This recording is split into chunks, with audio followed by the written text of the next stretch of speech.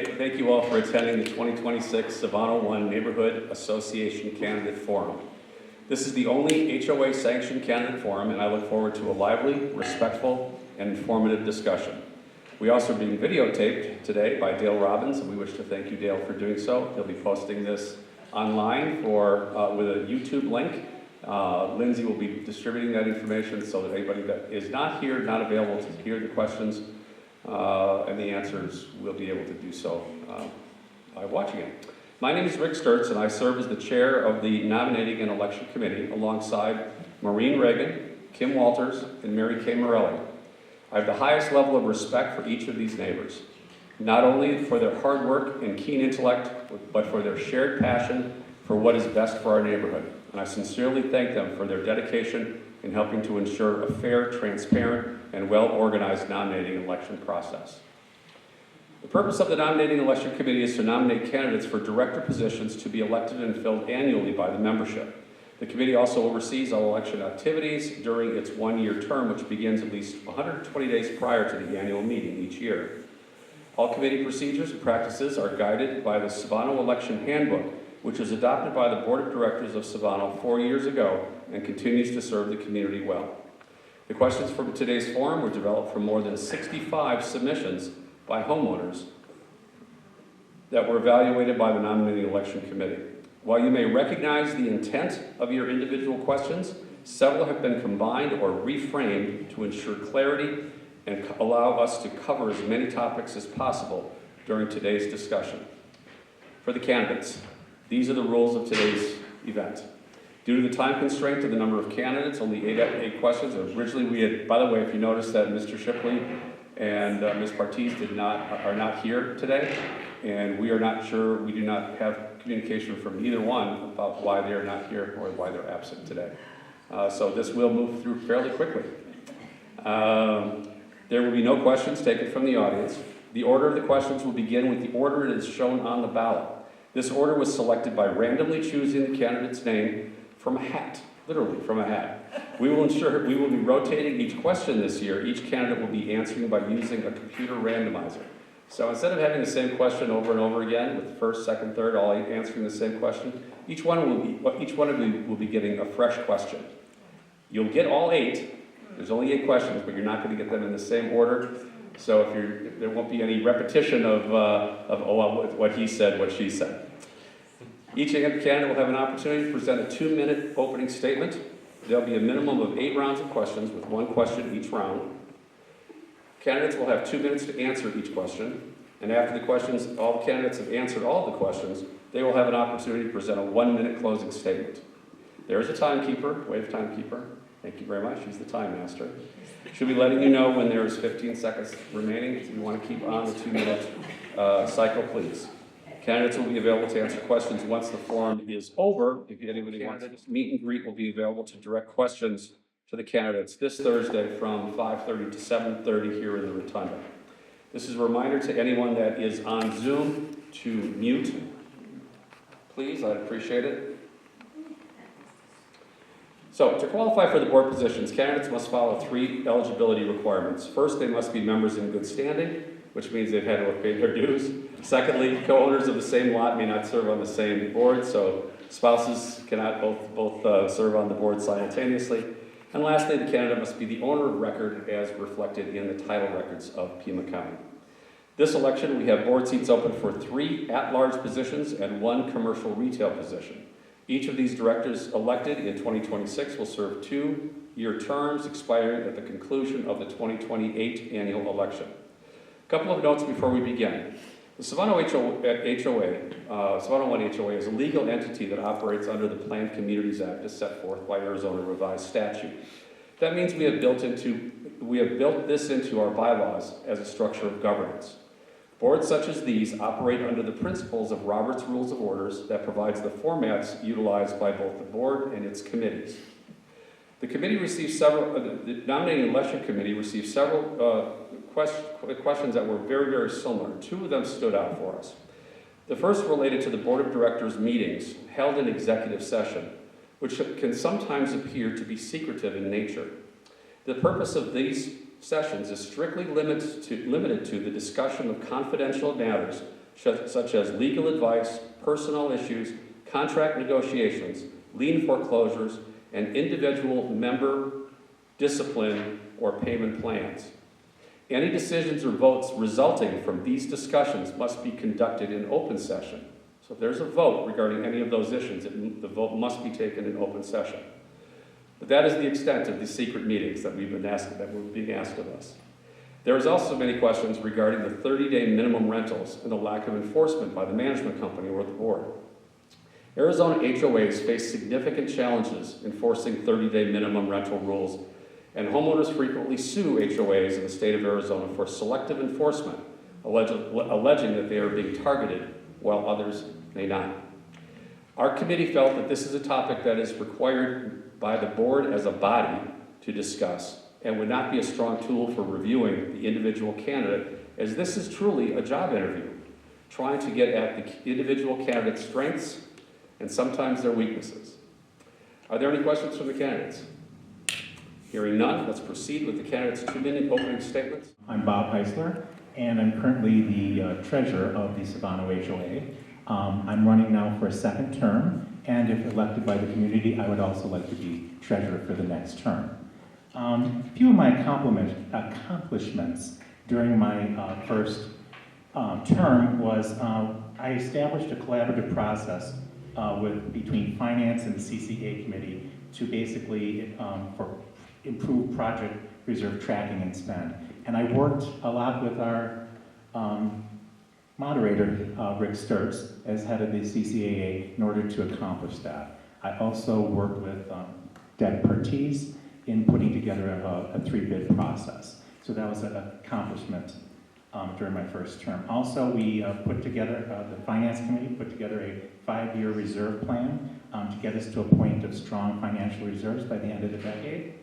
I've also implemented a reserve investment strategy, and it produced a little over $27,000 in interest income of $27,000 during full year 2025 as evidence of our reserve strategy. What I did was I created a budgeting tool that we can use in perpetual, forever, long after I'm gone, as long as there's Excel.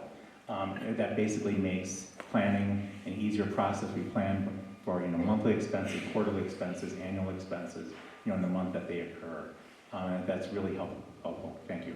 And then also, my goal is in the next 2 years to continue our financial strategies to get us to a strong reserve goal. Thank you. My name's Jim Booth. I've been in the neighborhood about 16 years. Owned property several times. And in that time, I've also been on just about I believe it's every committee that the board has sponsored over the years, from CCAA to what used to be called events. And DRC. Actually, I was head of DRC and head of elections. So I am very familiar with the neighborhood, how this HOA actually works. And it's changed over the years. I mean, I think the last couple of board meetings that I've been to, and professionally run, are civil.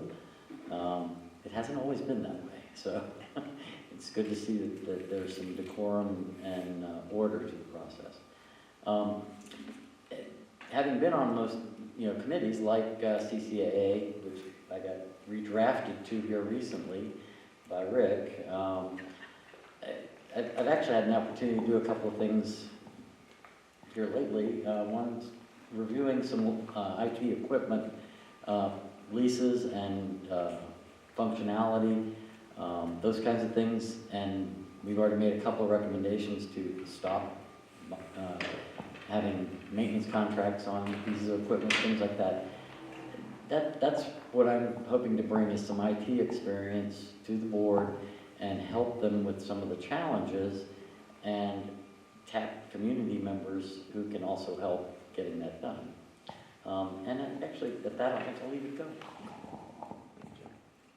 Good afternoon. You may know me as Lindy, but my full name is Lindell Rowe, and I use Lindell because I don't want to be confused with Lindsay over there. As a full-time resident of Civano, I make it a point to be aware of the needs of our community by being involved in as many events and activities as possible and by attending most committee meetings. I would like to be respected as a board member willing to listen and learn. Making decisions as a board member is a challenge. It requires doing your homework and listening to various perspectives. The biggest challenge, though, is not always the actual decision. The real challenge is communicating to members all the details that were reviewed, researched, and considered before making the best possible decision for the good of the community. I feel keeping residents informed will encourage community engagement in both the social type activities and the governing type activities.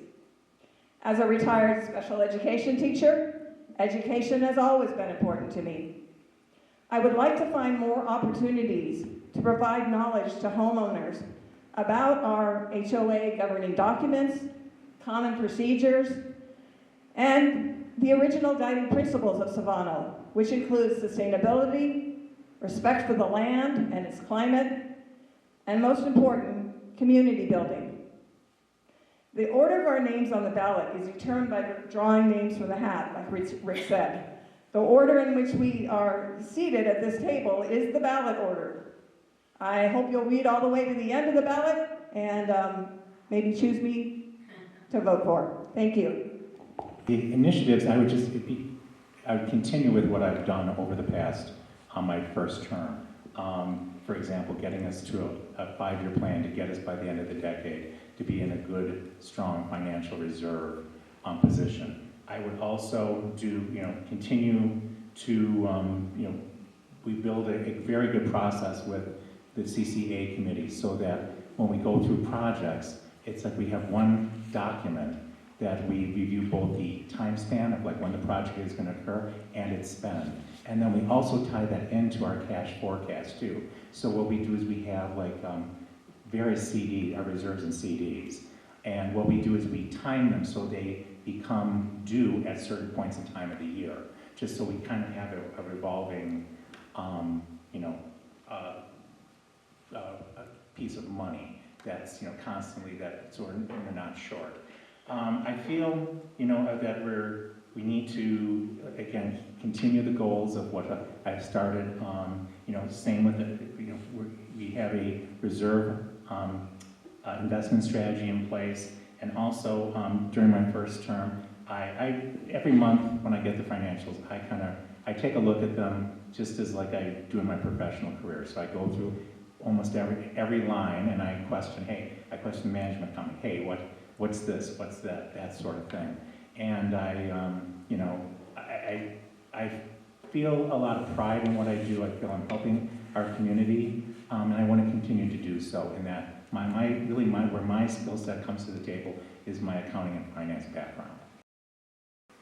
Probably going back in my career was when I transitioned from mainframe systems programming to Linux, and that was kind of a culture shock. Honestly, the primary thing I did was like I did when I was first a computer operator. I sat down with manuals and went cover to cover on them, and then since I was system operator at the time, I used to try them out while we were running production. Sometimes that worked well, and other times not so great.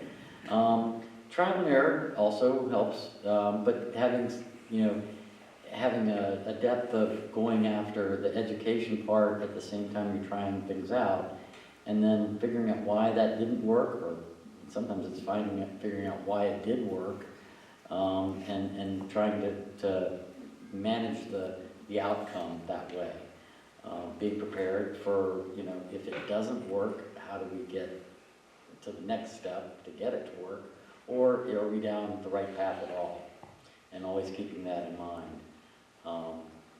That's kind of the way I live my life these days.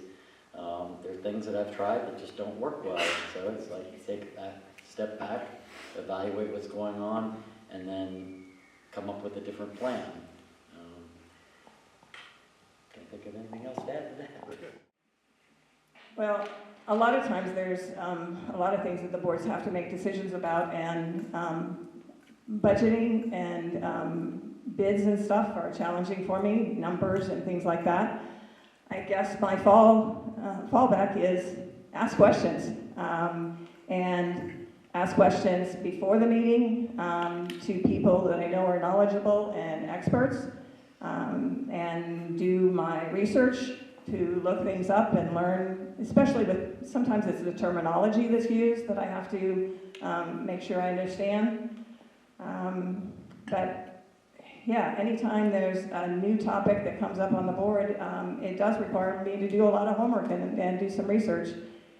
And so I do the best I can, and during the meetings, I know sometimes I think people get upset with me when I ask too many questions, but I have to ask questions so that I understand what I'm voting on. Thank you. Well, I think it's like with a difficult emotional type situation, I think you always kind of have to keep a calm and cool head, and I think you have to take things and take a look at, take a step back and kind of take a look at things. I would say like probably one of the biggest, maybe emotional type things I've had, I'm gay. And dealing at times with that with my life, early life, was very difficult. And I think there's this saying, put the best construction on everything. And I think that you almost have to take that into account for everything and how you proceed and how you deal with things. Thank you. Well, I believe I said in my intro that I have like a 45-year background in information systems. And I've run everything from mainframe computer operations, all the way down to, here lately it's a lot of Linux stuff, but it's every single aspect of computer management, all the way from, hiring people to do the job, project management, procurement, financing, accounting for that, HR, the whole 9 yards, legal issues. It's, there's a lot there that overlap to a lot of different businesses, but it's been very focused in the IT world. What I can bring to the community is some of that experience dealing with financial issues, legal issues, accounting issues, HR issues, and having at least some idea of how things work in Arizona, especially related to corporations. Currently, I lead 3 as owner and on the board of another, and have also managed for about 10 years a private foundation, and just dealing with those kind of issues. They seem pedantic, but you almost have to have a personality to be able to dig into the problems that come up in those organizations and come up with a solution, or know who to ask to get you to help. Who to trust. That comes with experience of just working with people and being a good listener and hearing what they say, remembering how they dealt with things. And that's where I figure out, like when I first got on the board, I didn't know a lot of them, and so it took the first year was a challenge to get to know them and how they think and how they do things, and it's just paying attention to those details of what's going on and such.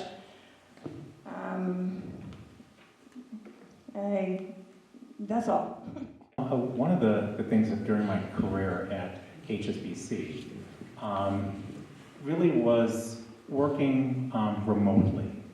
Before, I had always had the mindset, okay, you leave work and you leave all your troubles with work, at the office and don't bring them home. Well, I was one of the first people to start doing remote work and working out of my home, simply because one of the company's initiatives was to downsized floor space. And I had a long commute at the time. So I did that. And so I had to kind of be adapted to the change. What I used to do was I used to stop, I stop at 5:30 and I go to the dry cleaner and I go to the grocery store and there's my clean break. And then I actually leave my home, I get a clean break and I come back. And actually that helped me mentally to adapt to a new working environment. With technology, it's like, well, I was just thinking, in my current job, I'm kind of identified as within a group of maybe 25, I'm the trainer. So I'm training new people on certain processes. In fact, we just had a new hire last week. And in my years of experience, I see that back years ago, you kind of had to really understand data and understand how things, came into a system and really how the company works. And I think now, in fact, I told the person that had just started, and I think she's probably in her mid-20s. I said, years ago, you had it I remember I did the payroll, and you had 2 sets of numbers, tick, tick, tick, tie. Now you can do something in Excel, and it's really easy. It takes 5 minutes where it took 5 hours plus. So you just have to be adaptive to change. Thank you. Again, in dealing with acquisitions, I used to work for Bank One. Before that, I worked for the electric company for 10 years. Went to work working at Bank One. One of the first things I had to deal with is going from a fairly good-sized company, 80,000 employees, 80,000 employees, to Bank One, which at the time had 100,000 employees, and was in 26 states. So the scope of my job was to manage disk space for the bank. And it was complex. It was 50 times bigger than anything I'd ever dealt with before. And I remember sitting in a meeting, and it was the first meeting I'd gone to with my teammates, and they're talking about this problem, that problem, this. And I said, it seems like all we have are problems. Does anybody how many disk drives are there out there? Because I've counted 40 failures, at this meeting, and we have these meetings every week. He said, oh, that was just 40 yesterday. And I'm like, how many disk drives are there? And he said, 7,000, 8,000, we lost count probably about 6 months ago. I'm like, hey, there's an opportunity and a problem. So I took it on as myself to go figure out how do we count these up and keep track of them, because equipment was coming in every day and being hooked up and removed. It takes some foresight to know where the management begins and ends. I think you're getting at, it should be coming from either the board president sharing it, or from the HOA management sharing it, that those are most reliable, and not to rely on rumors heard around the community, because we know how telephone works. It's one person tells one person, and then by the time it gets down the line, it's changed. And so I know that's why I always encourage people, if they have a concern about things that are happening in the community, that I tell them to please put it in writing, send it to the HOA, ask them to forward it to all board members, so board members are getting the same information at the same time in the same way. Thank you. Okay, thank you. Well, first of all, I'm a CPA. I worked for well over 20 years at one of the world's largest banks, HSBC. There I managed over $1 billion budget at one point in time during my career there. I also helped establish an offshore finance center in India.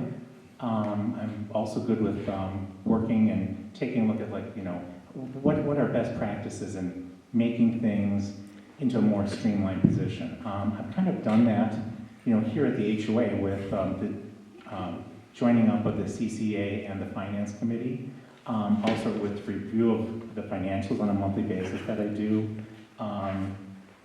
and also I feel that my financial abilities for budgeting and forecasting can help get this our community to a point where our reserves are in a lot stronger position by the end of the decade.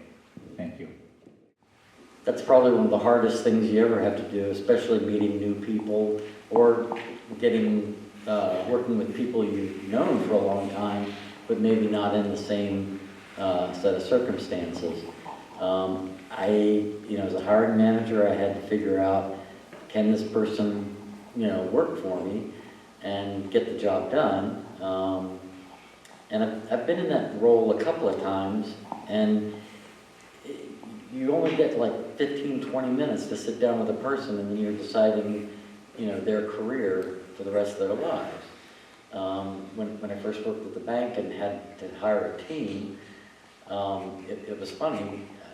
I didn't really feel like I needed a team. My boss kept telling me you do, and he said, hire 3 people this week. And I'm like, how, And so I basically went around to different groups and said, looking to hire, anybody want to join? And I had 3 people step up, and I said, you have any idea what I do? And they're like, nope. And I said, you willing to learn? Yep, I just want to do something different. And I'm like, okay, I'll give you an opportunity. And the 10 years I was at the bank, all of them followed me to IBM when we transitioned out of Bank One to IBM, and a couple of them went back to Bank One when Bank One took the contract back in. But my goal was, I'll give you an opportunity to perform, and if you can't, I'll help you get there. But in the end, it's up to you. It's up to them as to whether they want to do the job. And if you don't, then I will help you find another job. And that's not just by firing you. Transparency is communication, just making sure that the information is getting out there, that people understand. And like I said in my opening statement, making the decision is not always the hardest thing. It's making sure you communicate why you made that decision. Because to show the people that you really have given it a lot of thought, and you've looked at all these aspects of things, and that's what your decision is based on, is that information. Community engagement, to me, I want people to be involved, and if they feel informed, and that they're getting good information, then hopefully they will make that choice to engage either in a social activity or some part of the governing. I realize that not everybody can get involved in the HOA because of work, families, and those kinds of things, but I hope that we can offer as many opportunities for them so that maybe there's one little thing they could get involved with, and that will then lead to more engagement. I can think of many during my professional career as being in finance. Really, it's like what you do is you work with others. It's not only just your show making the decision. I think it's really a lot of what you need to do is make a collaborative effort with others' expertise, bring them involved when needed. A lot of the really, I would say a good manager needs to do is bring other people involved, whether it be other departments or other individuals, co-workers, or employees, and give input. It's not just you making the decision. I think a lot of this, especially with working with the board, is a collaborative effort of the 7 of us on the board. Thank you. Yeah, I would say that's a very big deal for Civano to have. We've had a couple of opportunities over the years, and a couple of different fits and starts trying to get a new website up and running. They run for a little bit. HOA manager changes and the whole thing falls apart. And one of the things that I do like right now is, or is an opportunity, is the front step system that we've just gotten up and running. And I'll tell you, it's not perfect. Nothing in life is, but it's a start. The price is right on it for now, and it needs to be given an opportunity to be used to get us to a point where we're getting things in a consistent and uniform manner, to have our meeting minutes published, but not broadcast to the world. And that's the point of putting them behind front steps, is only people who are members of the community can access the inside guts of front steps. It also has some really interesting features, like being able to ask surveys and to publish the results, again, to the community, not to the world. There are also reasons to have an external website, and that would be to make sure that our community values, properties, features are broadcast out there for those new homeowners or prospective homeowners to see what's available in Civano. And those two items together are important for getting that information out, and protecting it. I'd really like to do more with homeowner training, and because I think a lot of confusion comes because people don't know what they agree to when they bought a home here, and they don't understand their CCNRs, the process of making a change to your home through the DRC, and what things have to receive approval and what doesn't. Being on the DRC for many years now, we've gotten everything from people saying, I want to build a wall, to someone that gives me a whole detailed, complicated drawing that shows exactly how far away things are. So if people understand more about, that's a regular procedure and process that goes on a lot of times throughout your living here. So if you understand that process, if you understand what's allowed, what's not allowed, and why those things, and what documents they're in. So I know they've been talking about it for months now of let's train homeowners on different aspects of the community, the governing documents and such. And I think that's a really great idea, but sometimes it's the organization of just getting it in place. But that's what I would like to do more of this year. I think it's very important, first of all, that as members of the board that I trust the other members and also our management company. In evaluating trust, I would say it's like one of the things that you can do as a tool is if there's any kind of like supporting written documentation to validate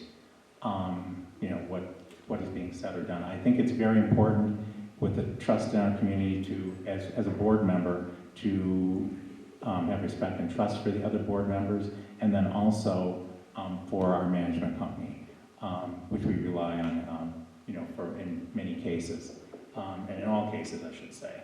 I feel that those are very, the trust in the management company is very, very important. Thank you.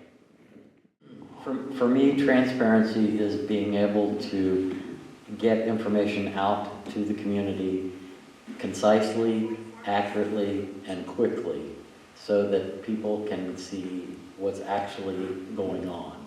That includes things like the budget, the project plans that we do through CCAA, events that are going on, and to be able to be as open and provide quick high-level views of it and then a more in-depth view, so that if somebody has a question, like Civano Eats, we have the item on the calendar, but then have a description of what it is. And I realize it's not a community-sponsored event.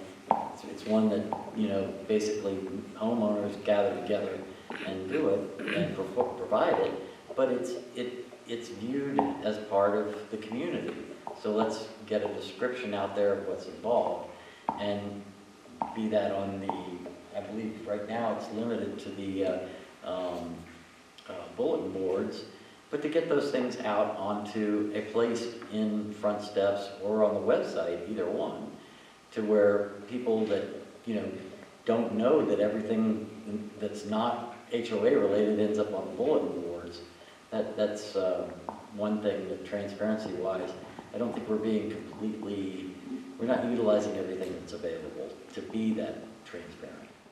Most of the time when that's a part of one of the questions you're asking, remember that specific situation. Those are hard for me to pull back up, because if it was a challenging situation and I got through it, I tried to move on from it and not hang on to it and ruminate on it all the time. But there was one time at a DRC meeting where I felt I was being challenged as the committee chair and such.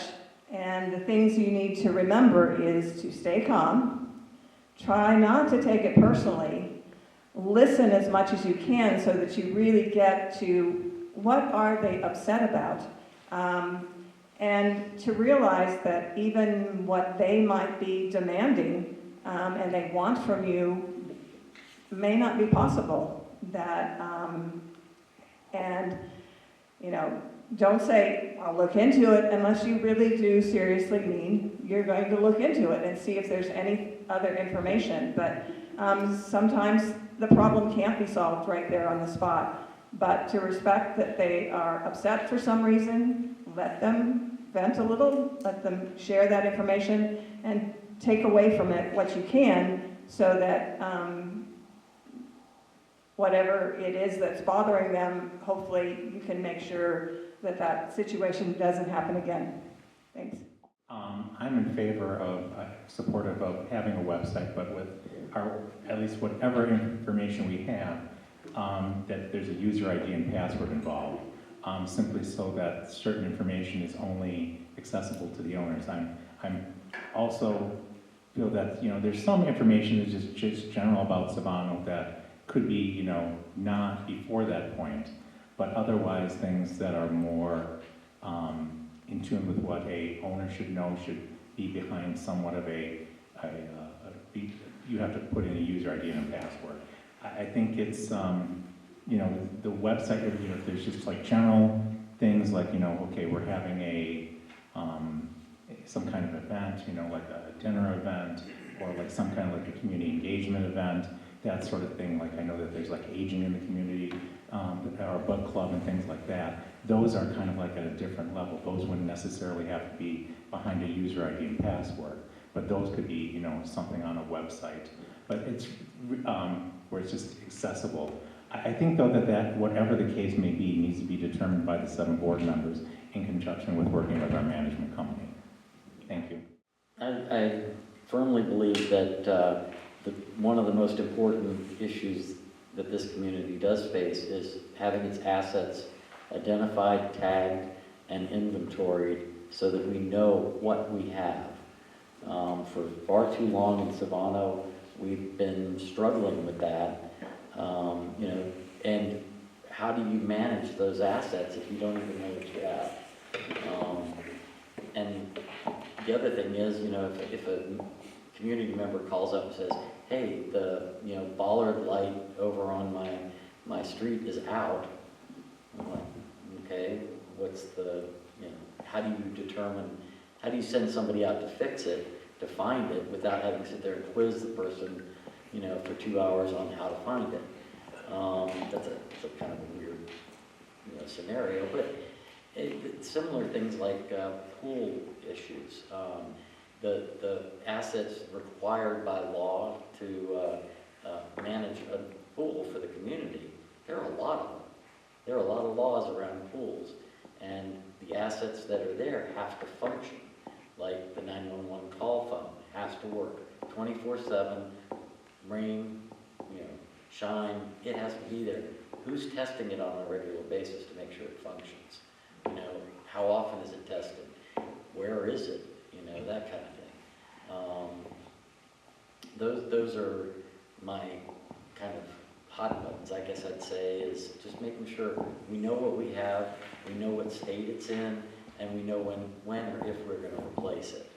And if we do replace it, how do we go about doing that in a reasonable manner, not at a knee-jerk, oh my gosh, the house is burning down, we need to do something.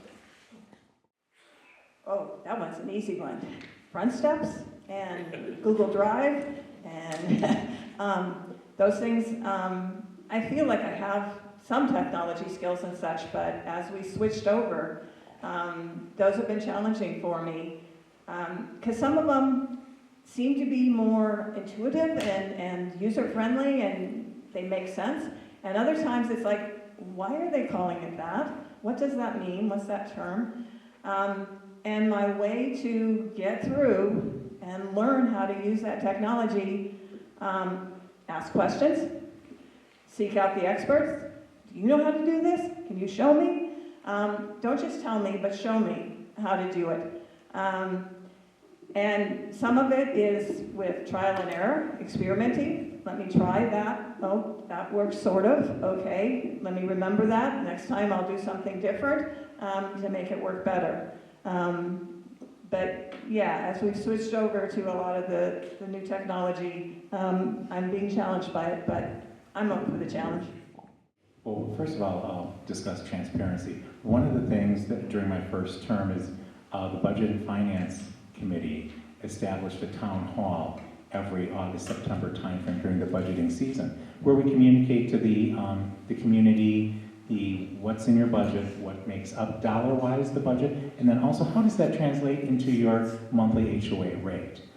We also put projections together of where we're going to be towards our ending goal of the end of this decade to get us to a solid reserve strength situation.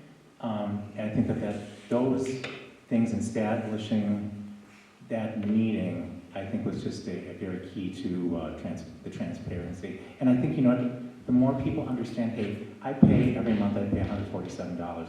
Where does it go? What is it funding? And if everybody has a clear understanding of that, I think that is very good for the community. The other thing about community engagement, I feel community engagement is very important. That's one of our founding principles. We have $10,000 in our budget annually for events, and this year the committee did I didn't expect this, came way in under budget, and I was kind of almost like dumbfounded because I kept on saying to Lindsay and Gina, are you sure? Is there not something missing here? I just was so floored. I would never I always want to keep our budget at that same level. If they don't achieve it, that's up to them to manage. I don't want them to go over. But I feel that, the things that we do, the holiday party, the Oktoberfest, relating to, things like out here with food trucks and all the other events like dinners here and other kind of, I think are so important to this community, and I think it just brings the community together. I think it's important. Thank you. A couple of years ago, I got a call from Adult Protective Services for my mom, who was living in Tennessee. They were concerned because she had a number of ambulance runs that I wasn't made aware of. She and I had a good relationship, and I would go out there 4 times a year just to make sure things were done with the house and stuff. But I had no idea at how far along that she had gotten to she'd get lost in town. And people would have to find her, get her home. And they were concerned. They were ready to pull the trigger on having her under state mandated or take over her. In Tennessee, they call it conservatorship, and it includes both the rights of the person and their financial life are combined. You can't separate them. I talked to the folks and said, do you have to appoint a conservator in Tennessee? And they said, no, but if you're going to do that, you're going to need to move here. And I'm like, can I move her back to Arizona? And they said, absolutely. In fact, the state would prefer if a family member took on that responsibility. Little did I know how complex that deal was. The other challenge was this was during the first year of COVID. And APS was forbidden by law to be able to get in and do something. I basically had to learn very quickly how to manage the court system and everything else and take on that, and it was very emotional. I feel that being a teacher made me be organized. I had to plan ahead and be totally prepared. And that's my organizational skills and my willingness to do homework and be prepared. I take some pride in paying attention to detail. So I bring that into, and also I'm not afraid to ask questions. When things aren't clear, let's say it a different way so that it can be cleared up. So my organizational attention to detail and doing my research and making sure that I just don't, show up and, what are we talking about today? No, if you knew how many hours I spent looking at documents before we actually have to vote on them, I do a lot. And I think that's a strength that I can bring to the board. We purchased our home in 2005 in Civano here. And for the first, from 05 to the fall of 14 was our second home from Chicago. In the fall of 14, we sold Chicago, moved here, and it became our full-time home. And really, really, really love this community. I don't know, many of you maybe have seen us walk in the neighborhood. We try to walk almost every day. It's two guys, a dog named Coco, and a scooper that we carry along. Which actually what it does is we also, if we see garbage or anything, we just pick that up. It's really easy. We care about the community. And, that was one of the reasons why I first wanted to be on this board. Because I wanted to give, what skills I can bring to the table to the community and to our board. Thank you very much. Like I said, I've been in the community for a long time and have been engaged in a number of different committees. Running for the board was kind of like the next step in taking some accountability and responsibility in the neighborhood. Volunteering for any of the HOA committees is one of those things that I just never understood why it's such a small number of people that over and over and over, are, on the committees or on the board. And occasionally you need somebody new in there. And that's partly why I did it. The other one was I finally bought a house in Civano rather than just managing land. And, it seemed like it was the next logical step to engage in the community. Okay, I got to shorten things down. I thought I was going to have 2 minutes, but I want to come back to just a couple of points in some of the questions. One, community engagement, and Bob saying they didn't spend all the money. Well, remember, community engagement can happen without spending money. I think there's a lot of activities that can be organized that just bring people together, get them involved, that don't have to count money. I also want to bring up the point of transparency that I think gets understood sometimes. Transparency doesn't mean we share everything. There are things that are confidential, classified, that whatever you call it, that we can't share. And we have to respect the privacy of others. So those are important. I'll continue to, if reelected, to ask those questions and do my homework, and I hope you'll vote for me. Thanks. That wraps our 2026 Civano 1 Neighborhood Association Candidate Forum. I want to give special thanks to all the candidates that were here. Thank you very much for being part of our community. Thank you for running. Thank you for your service. I'd also like to thank again my special thanks to my NEC members for all of their hard work. This was a labor of love putting together this batch of questions this year, and you guys just were remarkable on all levels. Again, I want to thank Lindsay Heck with Civano Management Services for doing a spectacular job. Michigan Music Center for providing us audio today. And Gail again, we want to thank you for providing the video services for us. And again, thank all of you. Without you, we wouldn't have all this level of engagement. We have an exciting neighborhood, and every time I see faces come to these meetings, it just makes me warm knowing that I'm in the right place. So thank you very much, everyone, and have a great Sunday.